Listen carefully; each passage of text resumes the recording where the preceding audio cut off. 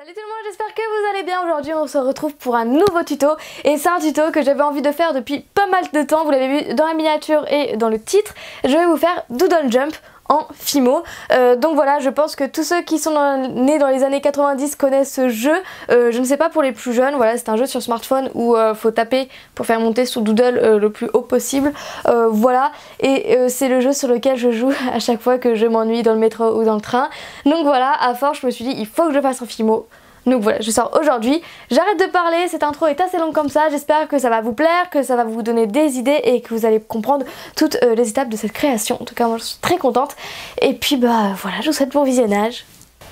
Pour ce tuto, je vais utiliser de la pâte noire, de la pâte vert tropical en soft, je vais aussi utiliser du verre anis en cernite. En matériaux, enfin en outils, je vais utiliser une lame pour couper la pâte, un dotting tool, ensuite je vais utiliser un pinceau en bois en silicone.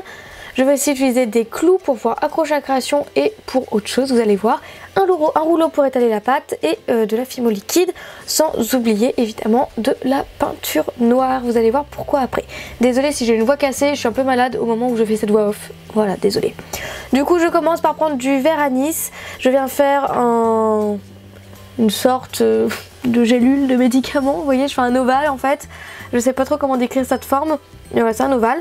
Et en fait avec ma lame je vais venir couper le bas pour avoir un côté plat et le haut bombé en fait. Et ça va être la base du corps du doodle.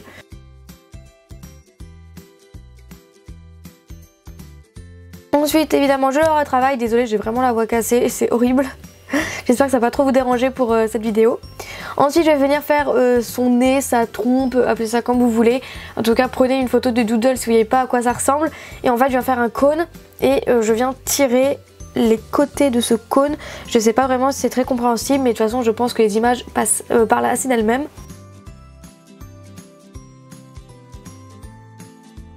Donc voilà, je viens former une sorte de trompette. C'est un peu compliqué à décrire cette forme. Et ça va me servir à placer au niveau de sa tête. Alors c'est très particulier dit comme ça, parce que c'est pas un animal précis. Mais bon, je pense que vous voyez. Et ensuite je viens le fixer avec mon pinceau en bois en silicone. Si vous avez peur qu'il parte, vous pouvez mettre un clou pour rejoindre les autres avec un petit peu de Fimo liquide. Voilà, c'est totalement possible. Mais moi j'en ai pas mis pour cette fois-ci.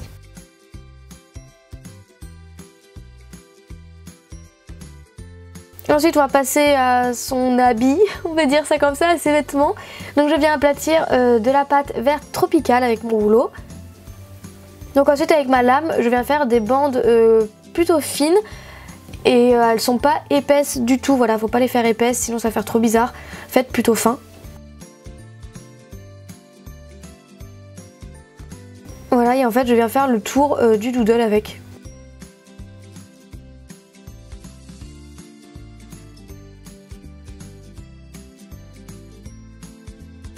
Donc voilà, je pose l'un au-dessus de l'autre et je fais tout le tour tranquillement. Donc on voit pas très bien mais vous voyez je fais juste le tour, il n'y a rien de particulier pour cette étape.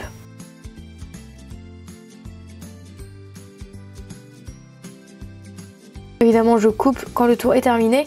Au début j'allais penser que j'allais en mettre 3 mais 2 c'était assez couvrant, voilà c'était bien, 2 c'était bien, j'ai pas eu besoin d'en mettre 3. Ensuite pour les pattes je vais venir prendre mon clou et je vais faire 4 trous, donc 2 devant et 2 derrière. Vous allez voir pourquoi après.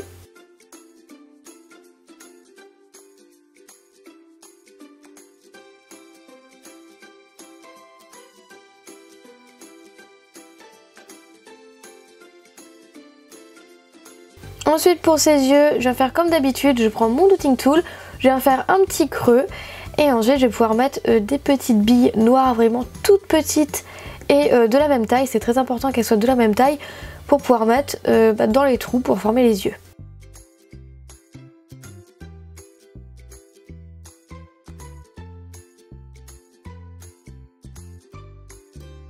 Et après je mets de mon pinceau en bois en silicone pour pouvoir bien les placer.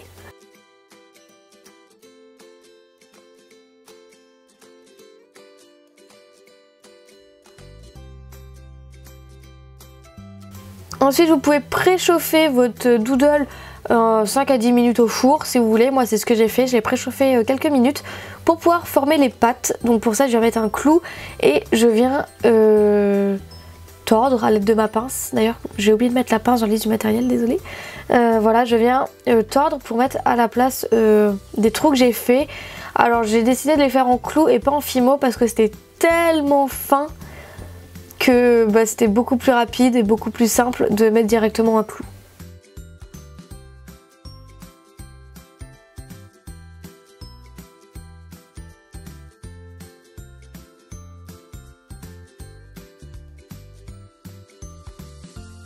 Donc voilà, ensuite je mets de la fimo liquide au niveau des trous et je replace les clous.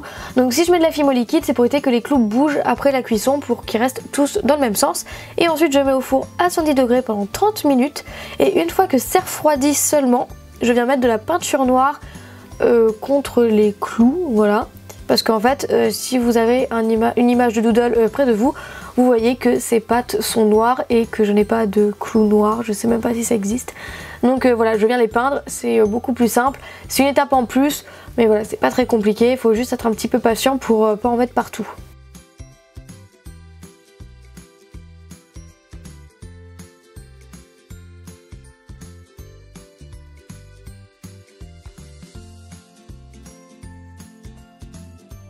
Et vous attendez que ça sèche et sous un résultat brillant vous pouvez le vernir comme moi. Donc voilà, j'espère que cette vidéo vous aura plu, que ce tuto vous aura inspiré, que vous aurez aimé réaliser cette création. Dites-le moi si jamais vous réalisez cette créa.